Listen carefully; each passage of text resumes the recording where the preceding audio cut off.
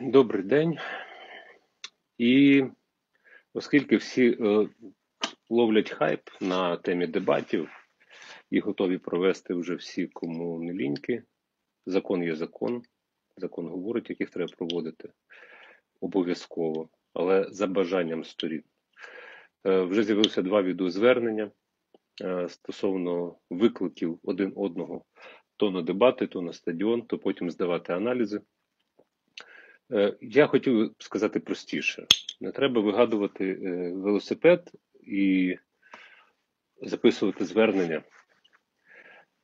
Вже виходили дебати на UA1, і так само я хочу нагадати, виходили дебати під назвою «Їх треба дебати» на телеканалі АТР. Шановні кандидати в президенти, обидвоє.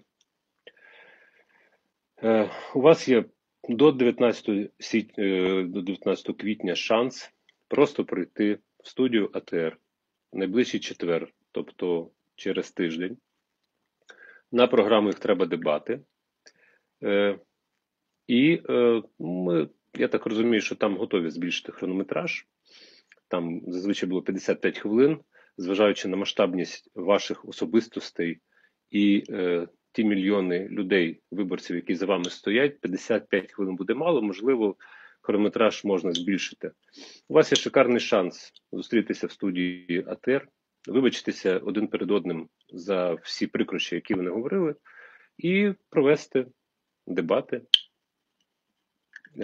не за законом, а за власним бажанням. На телеканалі АТР. Так, це можливо.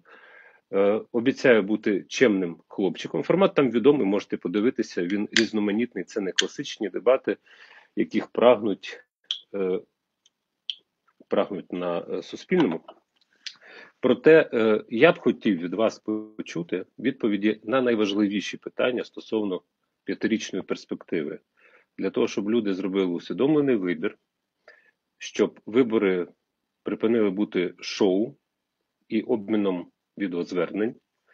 Я хочу, щоб ви пояснили людям своє бачення розвитку цієї країни, в якій ми з вами живемо. І де вас, одного з вас, оберуть президентом за будь-яких обставин. Допоможіть людям позбавитися фобій або переконайте їх у тому, що ви кращий кандидат. Хочеться почути відповіді стосовно курсу України на найближчі 5 років, чи це Європейський Союз, чи це НАТО, як можна проводити референдуми за відсутності референдумів, між іншим, і закону про референдум. Хочеться знати про боротьбу з корупцією, економічний розвиток, як мінімум. Все решта, то вже такі нюанси. Так що запрошуємо вас в студію телеканалу АТР, тому що їх треба дебати. Дякую.